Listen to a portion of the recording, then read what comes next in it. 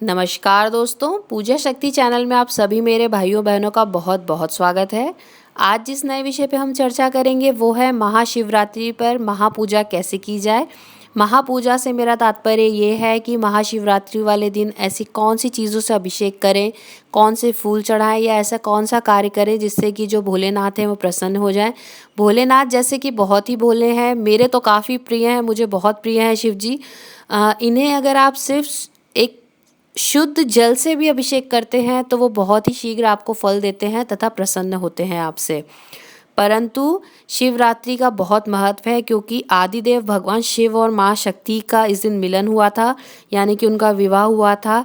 और ये काफ़ी ही शुभ फल देता है। अगर आप कोई इच्छित फल चाहते हैं जैसे धन, सौभाग्य, समृद्धि, संतान, आरोग्यता, तो ये देने वाला है। सच्चे दिल से प्रार्थना करते हैं तो आपको ये ज़रूर प्राप्त होता है। इस महापर्व के बारे में बहुत ही कथाएं हैं हिंदू शास्त्र में, परंतु शिव पुराण में जो है इस दिन या इस तिथि पे इस तिथि की महानिशा में भगवान शिव का निराकार स्वरूप जो प्रतीक लिंग है उसकी पूजन सर्वप्रथम भगवान ब्रह्मा तथा विष्णु द्वारा हुई थी। इसी कारण इसे शिवरात्रि का नाम दिया गया है। इस दिन उपवास का बहुत महत्व है। उपवास जो व्यक्ति करता है इस दिन उसे उसकी इच्छा अनुसार फल ज़रूर प्राप्त होता है। और इस रात्रि के बारे में मैं यही कहूँगी, इस दिन आप बिल्कुल भी मांस मदिरा का सेवन ना करें, झूठ बिल्कुल ना बोलें, किसी के साथ छल ना करें, क्योंकि ये जो पर्व है ये इतना सुहाना पर्व है कि आप खुद देखेंगे कि इस दिन माहौल ही बिल्कुल अलग सा रहता है। अगर इस दिन आप किसी के साथ छल कपट, किसी का दिल दुखाते हैं तो उसका बहुत ही ज़्यादा फल आपको देना पड़ता है, यानी कि नेगेटिव जो इफ़ेक्ट होता है वो आपकी लाइफ में भी आता ही है। तो इस दिन मांस मदिरा का सेवन बिल्कुल ना करें। भले आप उपास ना करें, भले आप पूजन ना करें, परंतु इस दिन मैं यही प्रार्थना करूँगी कि इस दिन आप लोग ये कार्य ना करें। दूसरा, उपवास कर आप मंदिर में जाएं, शिवलिंग पर विधि से पूजन करें और रात्रि के समय जो होता है जागरण ज़रूर करें। 3 पत्ती वाला बिलपत्र चढ़ाएं। 3 पत्ती का इसलिए क्योंकि इससे कहते हैं तीनों जन्मों के जो पाप हैं उनका नाश होता है। और अगर आप इस दिन अपनी इच्छा चाहते हैं कि हमारी इच्छा पूरी हो तो उसके लिए कौन से फूल चढ़ाएं और किस प्रकार अभिषेक करें वो हम आगे बताते हैं।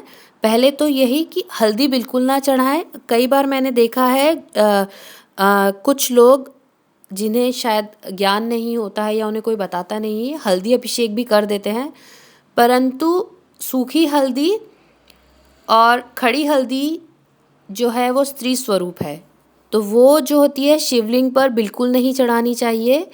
इस बात का आप ध्यान रखें। जो हल्दी अभिषेक होता है उसमें हम कुछ चीज़ें मिक्स करते हैं, उसके बाद वो अभिषेक होता है, परंतु सूखी हल्दी जब आप हल्दी कुमकुम तिलक करते हैं तो हल्दी शिवजी को या शिवलिंग पर बिल्कुल ना लगाएं। इस बात का ध्यान रखें। और जो फूल होते हैं उसमें कनेर, कमल और लाल रंग के फूल बिल्कुल ना चढ़ाएं। केतकी और केवड़े के फूल भी बिल्कुल ना लें। ये जो फूल हैं ये शिवजी को बिल्कुल भी प्रिय नहीं हैं। और सफ़ेद रंग के फूल चढ़ा सकते हैं क्योंकि सफ़ेद रंग जो है शुद्धता, सच का प्रतीक है, तो वो शिवजी को बहुत प्रिय है। अब जैसे कि आप धन चाहते हैं, आप चाहते हैं आपके जीवन में काफ़ी धन दौलत आए, तो उसके लिए शंख पुष्पी या बिलपत्र चढ़ाएं। इससे आपके घर में पैसे की कभी कमी नहीं होगी। विवाह की समस्या है, आपको आपका विवाह नहीं हो रहा है, काफ़ी बाधाएं आती हैं, तो बेला के फूल चढ़ाएं। पुत्र प्राप्ति चाहते हैं तो धतूरे के फूल जो होते हैं लाल रंग के वो चढ़ाएं। अगर वो नहीं मिल पाते हैं तो आप सिर्फ धतूरे के फूल भी चढ़ा सकते हैं। मानसिक अशांति रहती है, तनाव बहुत रहता है, घर में बहुत लड़ाई झगड़े होते हैं, तो शेफालिका के फूल चढ़ाएं। पद चाहते हैं, मान सम्मान चाहते हैं सामाजिक क्षेत्र में, तो अगस्या के फूल चढ़ाएं। वस्त्र आभूषण के काफ़ी आप शौकीन हैं, आप चाहते हैं आपके जीवन में सोना चांदी धन आभूषण बहुत रहें, तो कनेर के जो फूल होते हैं उससे आपको इन सुखों की प्राप्ति होती है। सुख शांति चाहते हैं, आपके जीवन में चाहते हैं कि बस सुख शांति रहे, मानसिक शांति चाहते हैं, आत्मा की शांति चाहते हैं, तो तुलसी के पत्ते चढ़ाएं।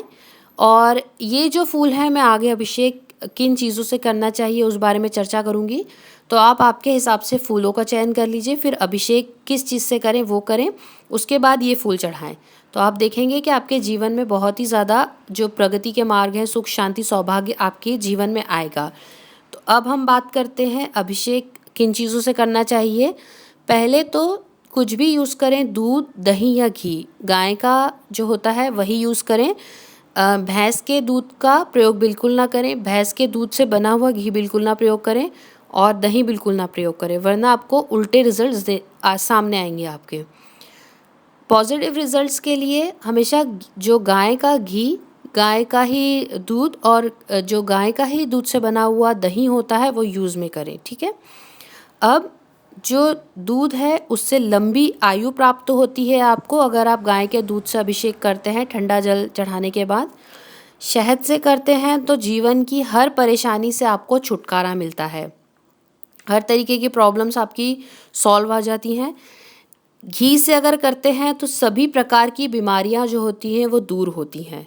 आपके जीवन में अगर आप बीमारियों से जूझ रहे हैं तो इस दिन घी से अभिषेक करें, जो गाय का घी होता है, तो आप खुद देखेंगे कि आपको बहुत ही ज़्यादा रिलीफ मिलेगा।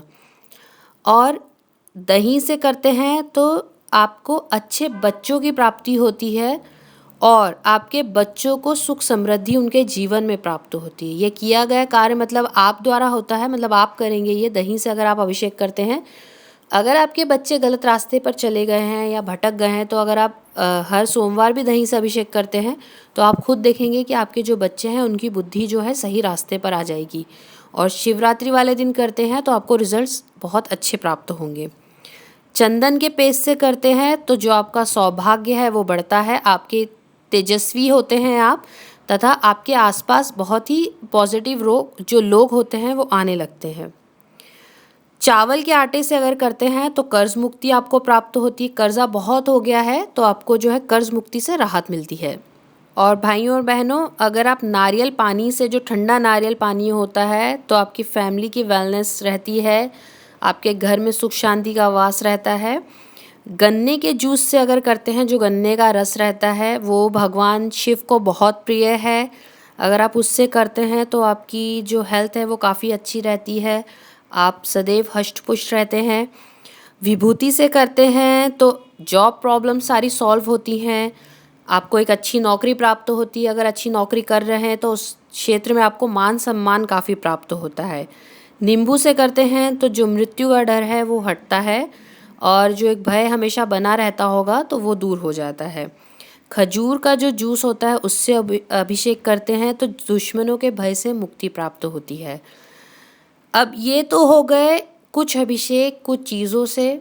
अगर आप ये नहीं भी कर सकते हैं तो यही कहूँगी, साबुत चावल, बासमती चावल लें, आप सफ़ेद रंग के फूल लें और जो होता है ठंडा शुद्ध जल, चांदी का अगर बर्तन हो तो उसमें डालकर, नहीं तो सिंपल जो एक तांबे का लोटा होता है उसमें जल लेकर आप अभिषेक करते हैं तो जो भोले भगवान हैं वो आप पे प्रसन्न होते हैं। उपास कर सकते हैं आप।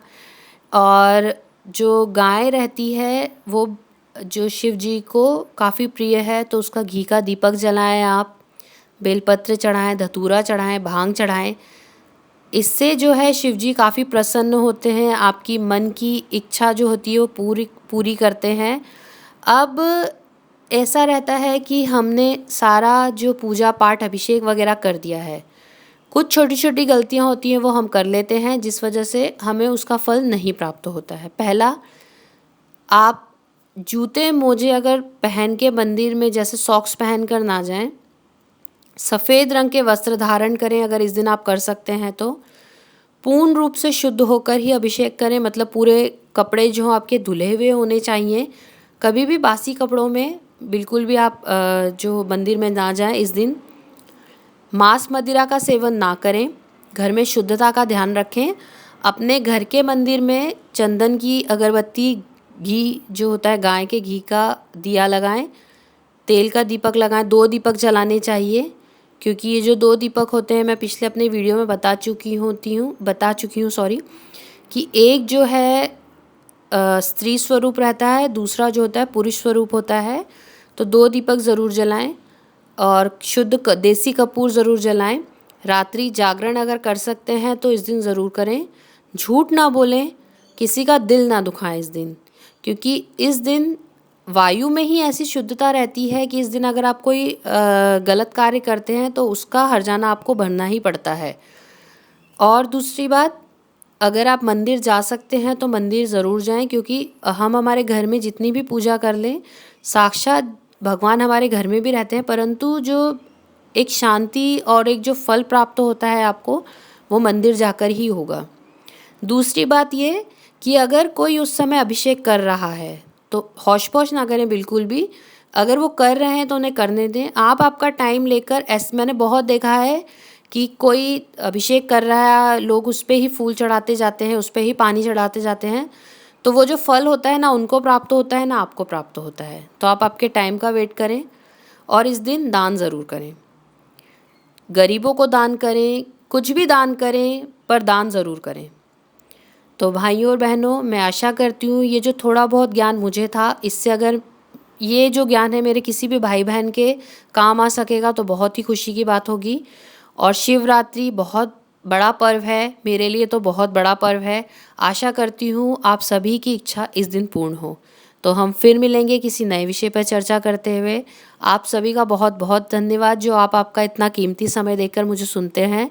धन्यवाद दोस्तों।